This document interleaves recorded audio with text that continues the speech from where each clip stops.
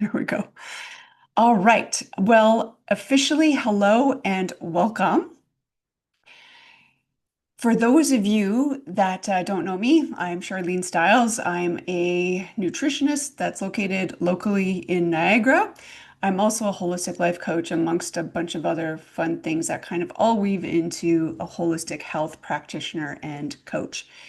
And today I wanted to address this topic, what I think is a really big um, integral part of us, first of all, being alive as a human, and most prominently, as we are venturing into any kind of health quest. The reason I wanted to address this topic is it comes up in so many different flavors in the work that I do. And we're going to be talking today about breaking the loop and why willpower is not the actual problem and what you can do to create change if you find yourself in this kind of repetitive kind of loop, as many of us do. So, first of all, if that is you, just understand you are not alone. You are not the only person. And it's such a big part of how we operate as humans because it's our wiring. And that's what I kind of wanted to explain here today, is so that you can understand the biology of how your brain works and what gets you trapped in these types of loops. And then, of course, how we can break them and what the system actually would benefit from. So, the first thing that I want to address is how our thoughts actually turn to things and why this idea of thoughts is so important. Because you've probably heard this term before, right? Like our thoughts create our reality. And if we are trying to do anything in life, regardless, it all stems from a thought. Like you thinking about even anything, if you look around your room, anything that was created in your room all started as a thought, right? So the light bulb, it was an idea. It was an idea first before it came to reality. So our thoughts, this is not Charlene's version of how thoughts work. This is neuroscience. And you've probably heard this before, and perhaps maybe not framed this way. But what I would like to just illustrate here with this slide is that our beliefs are really what stem how we think. So our thought then leads to how we are thinking, leads to a feeling. A feeling is an emotion. So that emotion is derived from the sentence or the words that are circulating in our brain based on the beliefs that we have. And then those feelings that we have are what trigger us to take specific action. And of course, the actions that we can continue to take over and over again are what will create our results. So the cool thing about this model is your thoughts. Let me take it from a different angle. Your results will always be indicative of what you are thinking. So the results actually just prove your thought to be true. So if you want to just take this into a context for a moment here or into a reality, we can use any thought as an example. And if we were to have a conversation here, I would invite you to ask, throw out what thought you may be thinking. But for an example, I'll just use something that I hear quite often. Well, not quite often. I hear often enough, like, this is hard. So if you show up in any aspect of your life with this idea or this thought that this is hard, like, how does that make you feel? Think about that. Just let that land. If you're thinking, oh God, this is hard, like, how do you show up? Sorry, first of all, how you show up is how do you feel? Like, how does that feel in your body? The feeling may be of defeat, of hopelessness, of despair, like it's not even worth it, that it's impossible. There's so much that can come up, but what we're really looking for with the feeling is just one word to kind of analyze or label what's actually going on in your body. So that comes down to a vibration. So if you're feeling defeated, like it's impossible, how are you going to show up when you take the actions, right? So if I don't know, if you're trying to repair your car, I'm just using this out of context. Like it's not always just related to health, it's related to any specific anything in life. So if you think, oh my God, I have to repair my own car, that's really hard. Of course, you're going to feel like overwhelmed and defeated and hopeless or helpless. So you would show up perhaps tentatively without a lot of confidence and maybe scared that you're going to mess it up and screw things up, right? So then what happens is the results that you take because you're not confident as you show up, the result is that you don't give it your full effort because you've already conditioned yourself to believe or think that this is hard. So I just want to validate that this is the kind of self-feeding loop that we all go through as humans. This is just our wiring. Thoughts lead to feelings or emotions. How we feel then leads to the actions that we take. And those actions that we take then create the results that we have in our life, which just reaffirm the beliefs that we have about ourselves. So that's our wiring and something for us to really understand. And why, when we're trying to create a different result, first of all, that means something needs to change. So to our human brain, that is not the evolved part of our brain, but that is our survival brain, our primal or primitive brain. Change feels threatening to our safety, right? So if we are, first of all, under any kind of stress, our capacity to do anything or make any changes is reduced. And then the other thing that happens, there are three reasons usually why people stay in these kind of same familiar loops. One is stress that I was just talking about because that reduces our capacity. So even though you may not feel like, oh, I'm burnt out or exhausted or I'm feeling totally fine, stress is usually the thing that anchors us to stay in these same loops because we have that reduced capacity, which I'll explain in a moment. But also, what happens here is another option is familiar patterns just feel safer. This is human wiring. Our brain is designed to look for patterns to simplify our life and to keep us safe. So that is a perpetuating or self-feeding type of loop, if you will.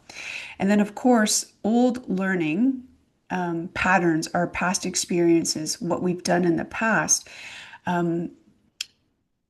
our brain labels that as, if you're successful at something in one way, you may think that that's the only way to be successful.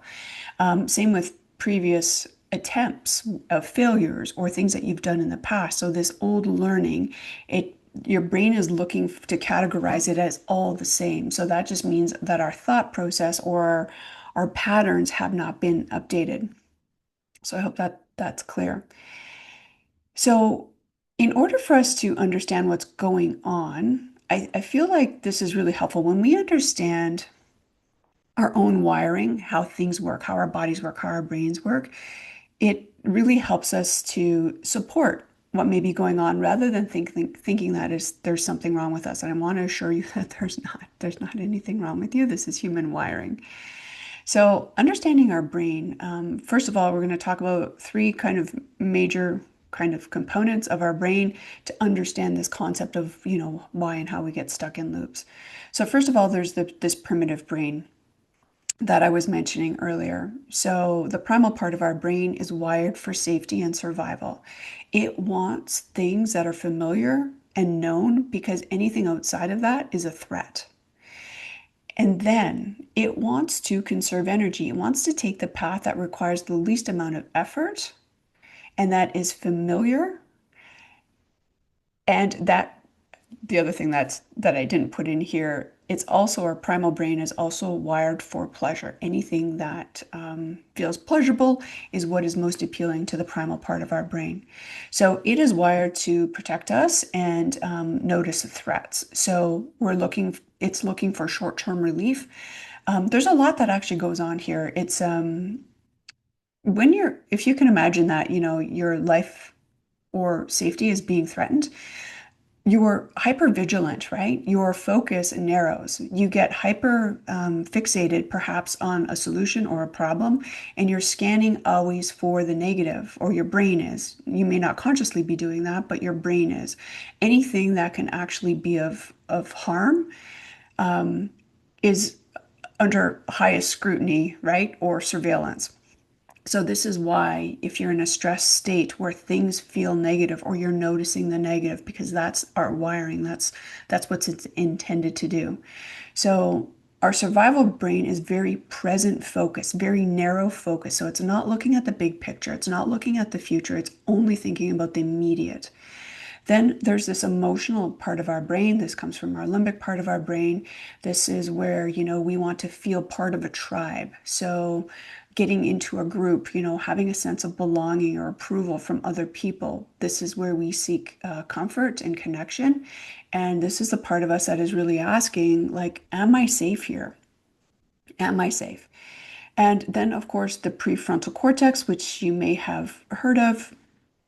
This is our evolved, most executive part of our brain where we do planning and organizing and we have growth in mind. This is where our vision comes from. This is where the higher self really loves to thrive and imagine and envision like what's best and what's possible. So this is more of an expansive kind of growth-minded aspect of our self lives. So you can see that each parts of these brains,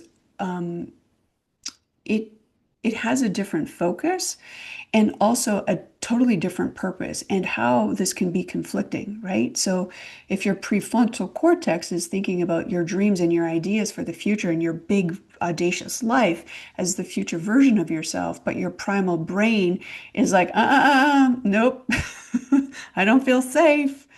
We'll talk about that in a minute, but what ends up happening, I guess we'll just go there now, is under stress, our primal brain dominates because you probably already know this, but our body's main mission in life, priority number one, is survival. It will do anything in its power to survive. So that's why different organs and mechanisms and systems kind of get dominated or shut down because it's really gearing itself for survival. If one organ is not really essential or one function is not really essential, uh, digestion is a perfect example in stress. When you're highly activated in an acute stress situation, you digesting the piece of steak that you just had is not important to the body.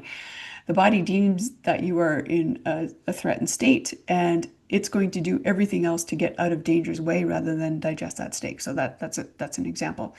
So this what happens is our prefrontal cortex, that executive part of our brain, it now goes offline because survival brain, little reptilian brain, is taking over and driving the bus. And how scary is that?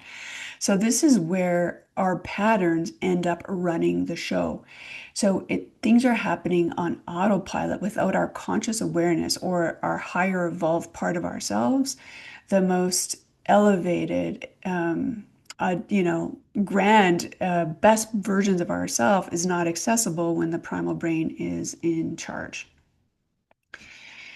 So you may have heard of the reticular activating system, we call the RAS.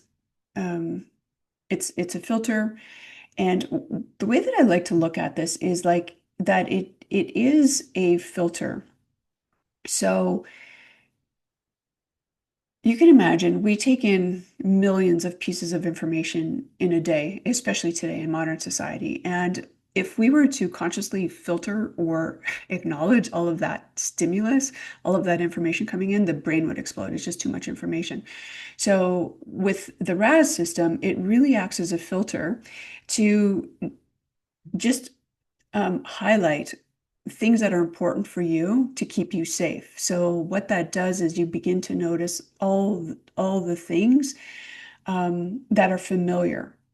So in your psyche or if your belief system is, we'll take it the opposite way this time. If your psyche says, I am blessed, um, not many people are consciously wired this way, or unconsciously wired this way. Anyway, if you had that predominant thought, you would look at everything as, oh my gosh, I am blessed. I am blessed. I play this game with myself, and it might be an invitation for you to consider as well. I I play the game of abundance of like, oh my gosh, look at the abundance as I'm looking outside at these trees, like every single little branch and all the little like offshoots of the branches and where the little buds come. Like we can play this game where we can get this mirror type of neuron happening, and that's what our particular activating system is doing. So what we believe to be true then becomes kind of our set point. So that's why it acts as a thermostat.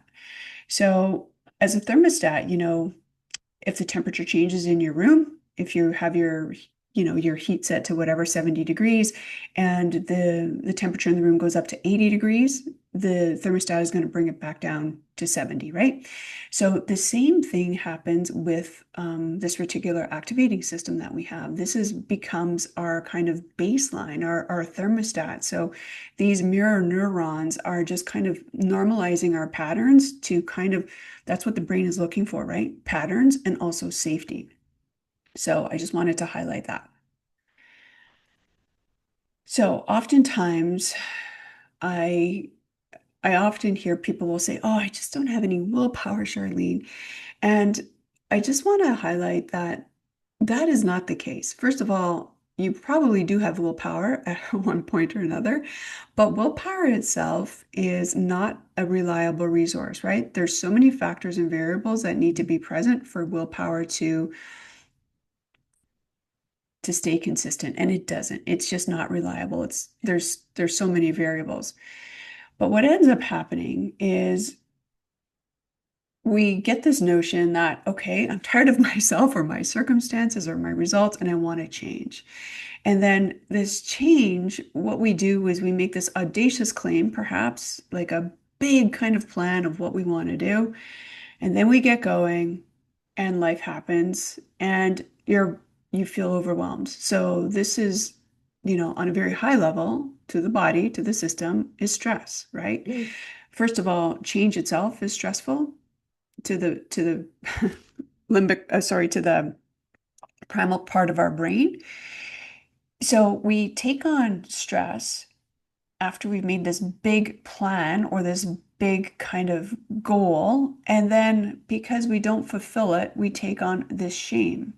And then what shame does is actually just reinforces the stress. And then that just gets us to actually repeat the same pattern time and time again. So often what happens is when we try harder and we set these bigger, larger goals because we need to feel like we're taking some big steps to create some big change, because that's truly what we want. That kind of tactic can actually deepen the loop of keeping us stuck because we just get into this kind of stress shame loop. And then we make big plans to try to change it. I don't know if that feels familiar to you. I know I've been in the same loop myself, and this is why I'm able to speak about it. Of course, there's education that comes along with it, but it's also lived experience.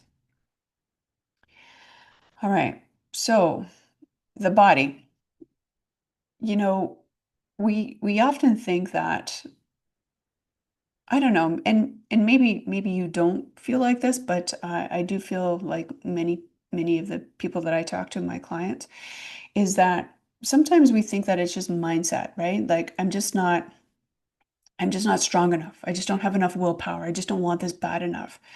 But that's not really the case. Mindset alone is not the thing. It's part of it and just not all of it. So what ends up happening is our brain is actually controlling our nervous system. Our nervous system, those emotions, those vibrations, those feelings in our body get concreted. They also get familiar. So that this is what also creates familiar patterns and recognition is how our system actually feels. And then when we stack on these habits that we're continuing to repeat time and time again, this just creates more of an enmeshed kind of pattern, a rhythm where we have the brain, the nervous system, our habits, and then of course the hormones are also involved in that, right? Because our feelings, it's a physical, it's an emotional, and it's a mental kind of cohesive unit as our body. And we have to remember that we are very holistic, right? It's not just ever one thing. So this is where our patterns and our feelings and our thoughts get wrapped up into into ourself, into our organism. So these are the patterns themselves. I'll give you an example for me. Um, I never used to be this way, but I've noticed in the last number of years, and anyone that is close to me will know that running late, it's just a couple of minutes. It happens all the time. If you know me, you'll know this. Like on a personal level, if I'm a little bit late, my nervous system is used to being activated, and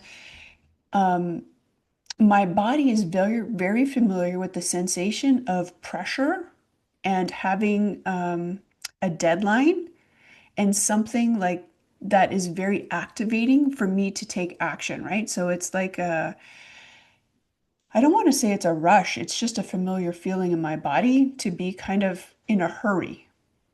So even though I'm ready far before the time that I have to meet people, have to be anywhere, I'll, add in a few more things to do. And and if I don't catch myself, that's what ends up happening is I feel like I can just do a couple more things. This is a waste of time if I don't. But what's really happening is it's appealing to my nervous system, feeling slightly agitated, slightly on guard, and have to hurry and a little bit of anxiety to get things going. Because rest for me, this has been my wiring over time, rest for me does not feel natural. Even though I'm a yoga teacher and meditation teacher, like that's been, learned practice. So I'm just using this as an example of how these kind of loops um, keep us stuck. It's not just mental game. So the question may be like, what what do we actually need, right? What do we need um, to shift this and get us out of these sections of repeated patterns, habits, and just following the same familiar path.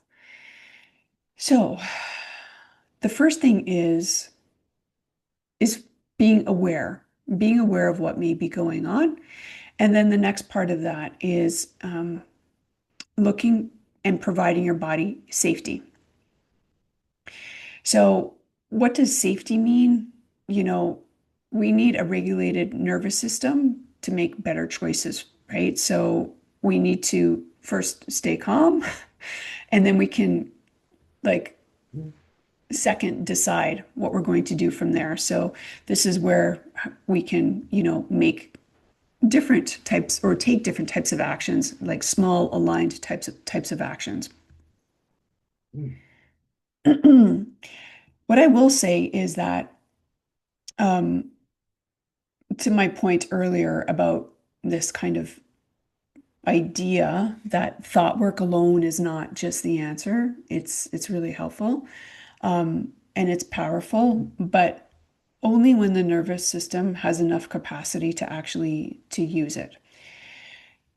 I want to highlight here that we cannot think our way out of a dysregulated regulated body, right? So if your body is in chaos or not feeling safe, you can't, if you've ever had an anxious person near you, or if you've been in this situation before yourself and you just say, calm down, like you can't think your way out of calming down, right? It has to be a felt sense of safety for the body to be able to have the capacity to make any types of changes. So this is where we want to really support our systems and not use it as a force. So the idea here is regulation first, starting with regulation, and then making better choices, and then that's how we can create the change. So if your system or when your system feels dysregulated, if you've been here before, and maybe you're feeling like, being stressed is not really the thing that's keeping you in in a thought loop or in the same repetitive patterns, I will say that even though stress may not be the thing that kind of leads you there or the trigger, it is probably the thing that reinforces it, right? Because of the familiar patterns, the change, how the brain perceives change. So when we are in a dysregulated state, thought work alone, it feels forced, right? Because your body and your mind are not in sync. They're not in harmony. So this is why using words of affirmation or these types of reframes just don't do the trick, right? Because we're just coming at it through the mind. And then we talked about this earlier. If shame is apparent, then, well, maybe not if it's apparent. When we can't make these changes or something is amiss, shame is going to accelerate and then just kind of concrete the same patterns over again. So we just kind of tighten that loop. It makes it more concreted over and over again.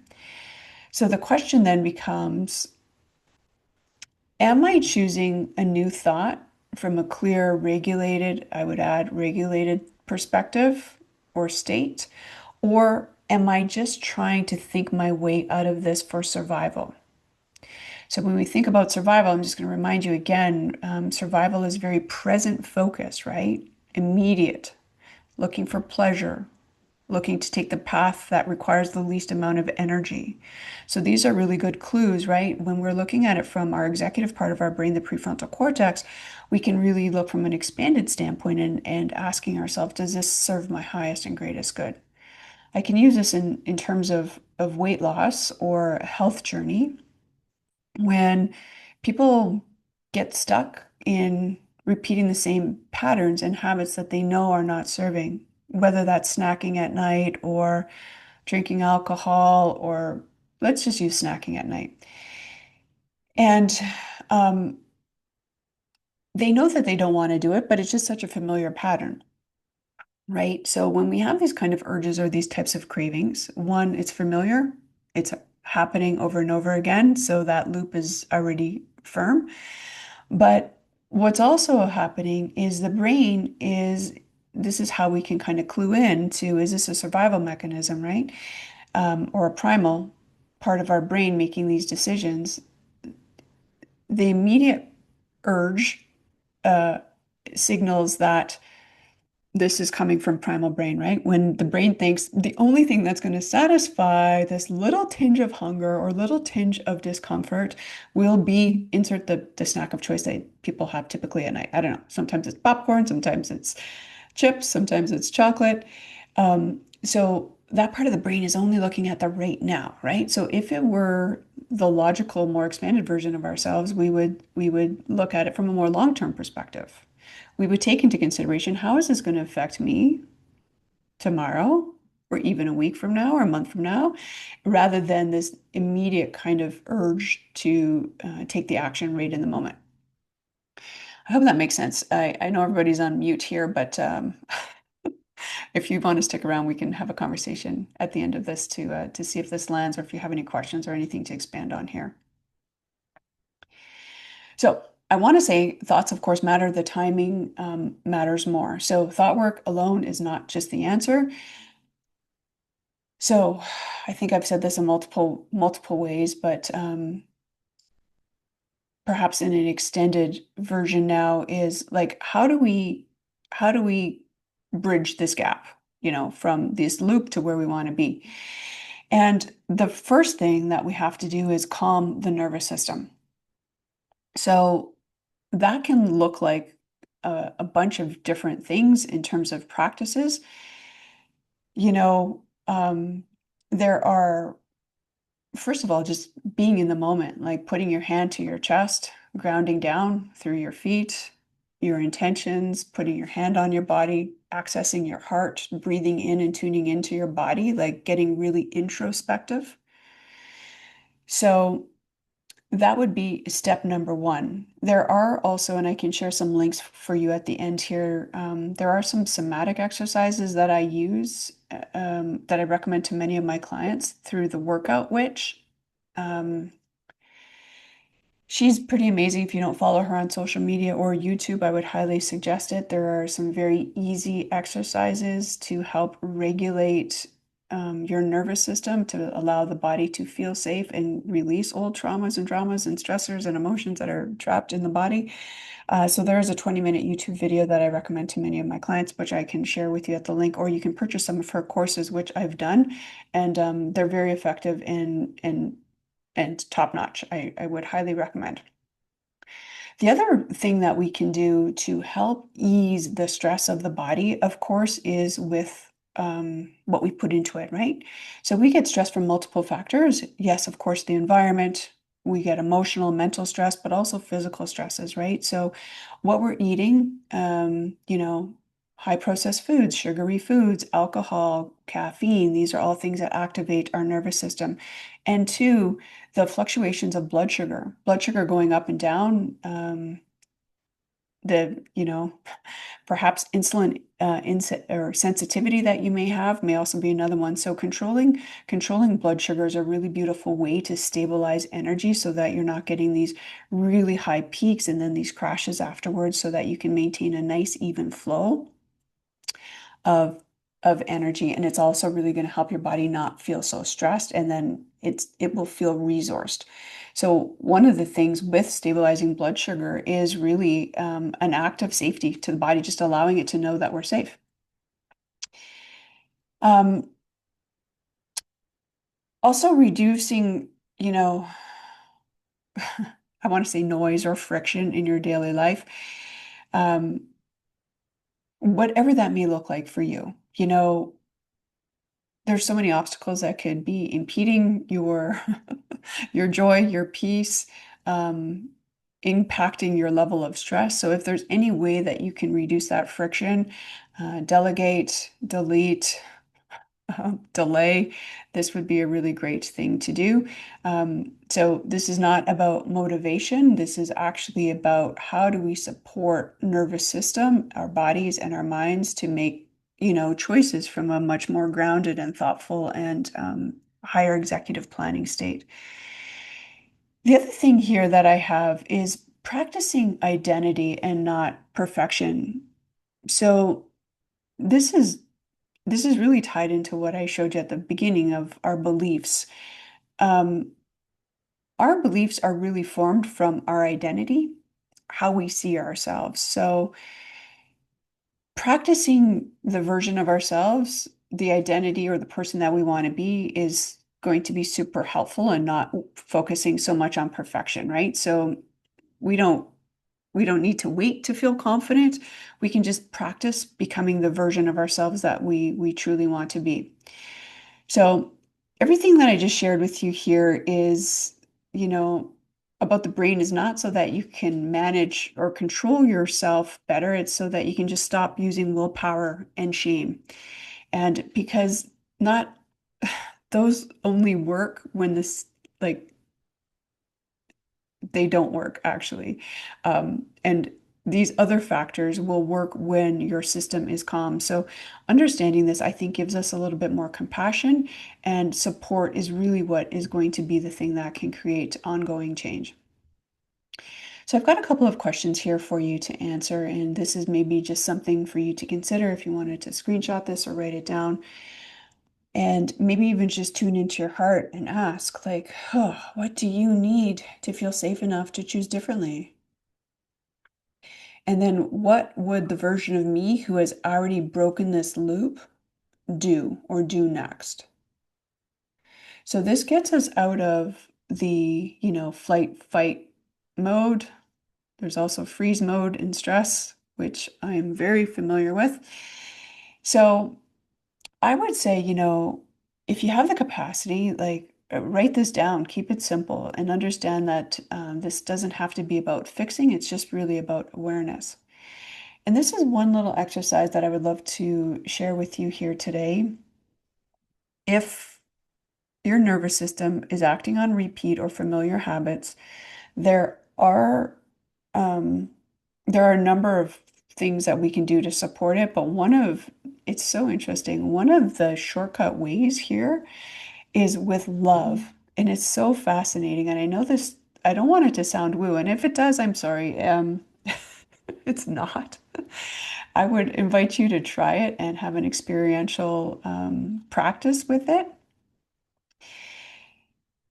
So I would say, if you're up for it, like just give this a go. You can put your hand on your heart right now. I know your cameras are off, but you can put your hand on your heart and just take a breath and tell yourself that you love the parts of you that you see. Like, I have some examples here, and it depends on the situation, but depends, where you feel like you're getting stuck. And there's so many parts of us that um, don't get acknowledged, right? And this is how we how we're able to soften, is to acknowledge and let all of our parts be seen. So you can say to yourself, I love the part of me that's scared to fail. I love the part of me also that wants to succeed and wants something different. I love the part of me that wants stability. And I also love the part of me that wants to change. And I love the part of me that's learning to trust. You can say, I love the part of me that's scared that this isn't going to work. Or the part of you that's tired or frustrated or just trying her best, like just acknowledging all the little tiny parts of ourselves that actually, this may sound woo, and I think it's a little woo, but it's also very scientific, is when we are feeling vibrations in our body, like a feeling is really a vibration that we're feeling, right? An emotion is a thought that carries energy, which creates a vibration in our body. And low frequency feelings, also high frequency feelings, they all have specific resonances, specific hurt, specific feelings in your body. And if you can tap into like what fear feels like, or what shame feels like, or what love and joy and appreciation feels like, you'll notice it's different. It has different resonances in your body, and where you feel it in your body perhaps may be different as well. So for me, my clue is when something isn't feeling good, I look at that as a symptom, a signal. Same with when symptoms show up in our body, right? These are clues that something is amiss, something is off. So same when I have a shitty feeling, or feeling that I really don't want, I get inquisitive, like, what's really going on, girl? What's happening? What do you really need? What's lacking? So tuning into that part of ourselves, like, what are you scared of? Like if you talk to yourself like a young child, that's how you would probably comfort a young version of you or a young child, is ask what's really going on, baby, not force them and push them into doing something different. You're going to have a conversation, see what's truly going on, right? And if we can do that to ourselves, when we feel these frequencies and these vibrations, and just like notice that as like a little doorbell going off, needing attention. Okay, what do we need? What are we lacking? What's not right? What would be helpful? What would you rather have? So this all leads back to this creating this safety for our nervous system, for our mind, for our body. And this with this love, we're not fixing the problem, we're just actually witnessing it with some compassion. And this is where our nervous system can feel safe enough. It can soften, it can let go, it can get out of the present survival state. And this is when the part of you that's scared can become safe, feel seen, feel acknowledged, and that she no longer has to get your attention through fear for food or from draining your energy. Like you're here 100%. So every part of you wants to be seen before it can shift. So this is where these frequencies and these vibrations and emotions come from. And also shame, right? If you think about when you're caught in a thought loop and the loop perpetuates itself, there's a lot of shame that comes with it because you want a different version of yourself or a different result, but you end up back in the same spot. So there's frustration, perhaps a lot of emotions tangled up with that, but often comes with shame and guilt.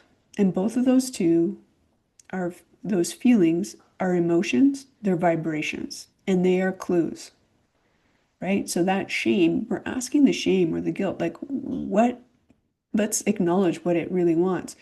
What it probably wants is actually something very different. Or it could be a multitude of things, but the shame is really a clue to what is the the issue. So that's where I'm going to invite you to get inquisitive with yourself, inquire like you're speaking to a young child and ask really what's up. So these loops that we're here to break today, we can do it very intelligently and very effectively if we involve the somatic portion of ourselves. So that means our body as well as just our mind. So just to kind of recap what we talked about here today, this is about regulating the system first, safety first, allowing your body to feel grounded, held, supported, and safe. And we can do that in a number of ways through the body, through physical, through what we eat, through how we um, position ourselves, to the amount of pressure that we put ourselves in. Somatic exercises are a really great thing that I mentioned earlier. And with that safety, then we have the capacity. Then we have the capacity for something new, for something different. Because in a stressed state, we just don't have the capacity. All resources are working on survival. So once we have capacity, now we can have these new thoughts and we have a new incentive and a new, perhaps, energy behind it and the capacity to go ahead and move forward. And this is where then we can take actions that align with our own envisioned or ideal identity. And this is where this identity work comes in, right? Like taking actions that are aligned to the highest version of yourself that your prefrontal cortex helps you imagine and bring to life and to create. And then this is what reinforces the new results, is the actions that we take over and over again from this, envisioned version of ourselves of who we are becoming.